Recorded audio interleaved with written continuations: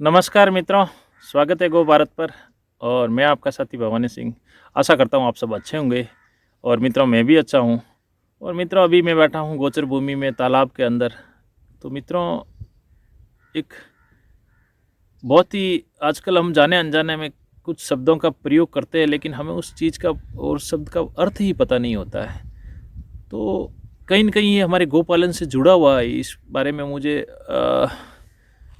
कई बार जब मीडिया में या कहीं पे न्यूज़पेपर में जब पढ़ने को या सुनने को मिलता है, तो बड़ा दुख होता है कुछ चीज़ों को लेकर।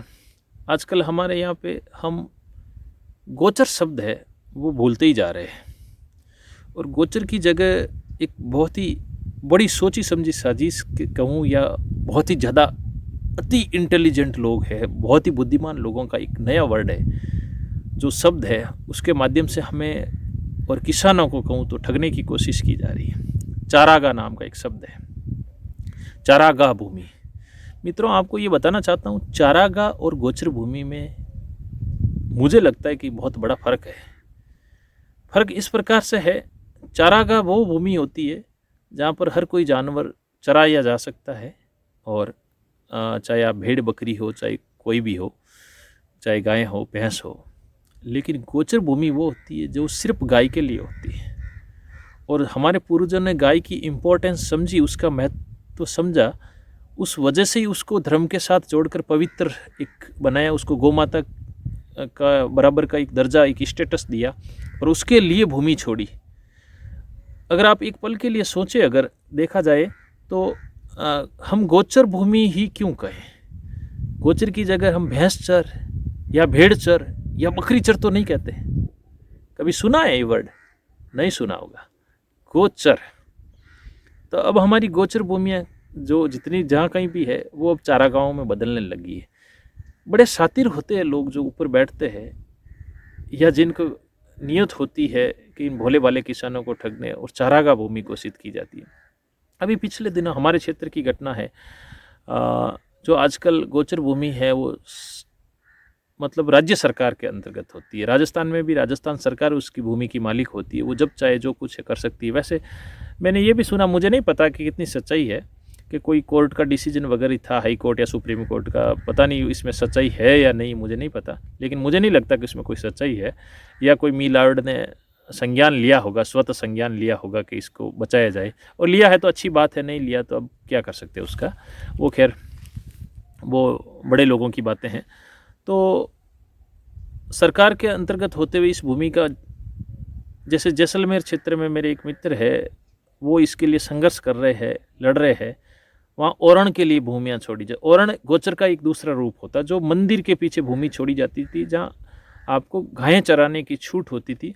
क्योंकि गायों के लिए आपको, जैसे मेरे पीछे आप देख रहे हैं जो वृक्ष आप देख सकते हैं अगर, तो ये देख खेजड़ी का वृक्ष है राजस्थान में, जो राज्य वृक्ष भी है।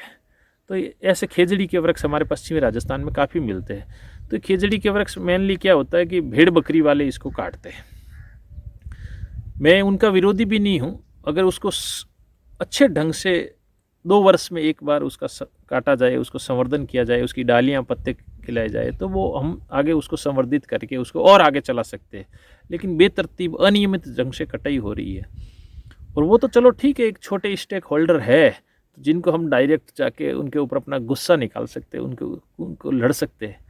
लेकिन जो बड़ी बड़ी कंपनीज है, जो सोलर प्रोजेक्ट के नाम पर भूमि दी जा रही है, उसमें पेड़ पौधे सारे साफ किए जा रहे हैं, और उस गोचर भूमि को चारागाह भूमि दर्ज है रिकॉर्ड्स में, और चारागाह के नाम पर सरकार बेचती जा रही है, निजी कंपनियां प्राइवेट हाथों में दे रही है।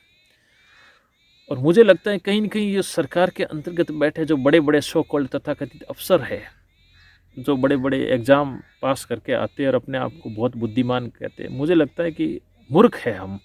वो तो बुद्धिमान है ही है, क्योंकि उन्होंने गोचर को चारागाह में बदल दिया, और चारागाह को अब धीरे धीरे निजी भूमि में बदल रहे हैं। तो कहीं न कहीं मुझे लगता है कि ये गौ हत्या हमारे सामने हो रही है और हम इसको महसूस नहीं कर पा रहे हैं। ये हम लोगों की चुप्पी है, वो एक दिन इन गोचर भूमियों को चारागाह में तो बदल ही गई है, और चारागाह में बदलते बदलते ये इनको भी लील जाएंगे। जब पहले के टाइम में जब जो गोचर भूमि पे वो सिर्फ गांव का हक होता था, जो गांव का एक सामूहिक, एक साझी विरासत होती थी जिस पर सबका हक होता था, उसको सहेज कर रखते। इसका मतलब नहीं है कि मैं प्रभावशाली परिवार से हूँ गांव में और मैं ही उस गोचर भूमि का उपयोग कर लूँगा, ऐसा नहीं होता था। किसी के पास 1 गाय होती थी और किसी के पास 10 गाय होती तो भी उस गोचर भूमि से पलती थी और सबको अपना अपना हक बराबर मिलता था। और आराम से उस गोचर भूमि से मतलब ये कॉन्सेप्ट जब मैं अपने पूर्वजों से या बूढ़े बुजुर्गों से आज भी सुनता हूँ कि भाई हमारे गांव में ऑलमोस्ट कहूँ तो हर जगह यही राम कहानी है। तो कहीं कभी जब मैं कहता हूँ कि भाई गायों को चराने के लिए मैं किराए पे जो चराने के लिए भूमि लेता हूँ तो बड़ा ताजुब होता है वो कई लोगों, इवन पश्चिमी राजस्थान में मेरे कई मित्र हैं, बड़ा ताजुब होता है कि चराने के लिए आपने मतलब किराए पे ली। ऐसा हमारे यहाँ तो लेने की ज़रूरत ही नहीं पड़ती। और पूर्वजों के समय में तो कहूँ तो हम मेरे गांव में भी अभी 750 बीघा के लगभग ज़मीन है। तो 750 बीघा गांव का पूरा गोदन मिल के भी मतलब जितने महीने बरसात के हैं, चौमासा के हैं, सर्दियों के हैं, इवन आधी गर्मियों से भी ज़्यादा समय है, तो भी वो चारा उनके लिए ख़त्म होगा ही नहीं, मोर देन एनफ होगा। इतना मतलब हमें प्रकृति दे देती है। लेकिन आज हम क्या है कि हमारे स्वार्थ की वजह से, हमारी नासमझी की वजह से धीरे धीरे हम अपनी पूर्वजों की जो साझी विरासत है उसको हम खो रहे हैं और कहीं न कहीं हम भी उसको नष्ट करने में लगे हुए हैं। तो मित्रों, मेरे इस प्रकार की वीडियो बनाने का एक उद्देश्य यही है कि मेरा गिलहरी प्रयास है कि कहीं न कहीं लोग इस बारे में जागरूक हो। आप भी अपने विचार कमेंट बॉक्स में ज़रूर रखें, क्योंकि होता ये है कि कई बार क्या होता है कि आपके विचार आप बहुत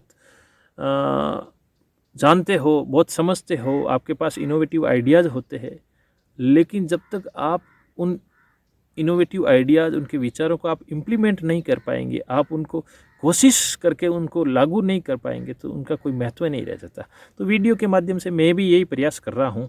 तो अच्छा लगे तो वीडियो को आगे से आगे ज़रूर शेयर कीजिए और मेरे काम को सपोर्ट करके चैनल को सब्सक्राइब करना ना भूलें। धन्यवाद मित्रों। जय गौ माता।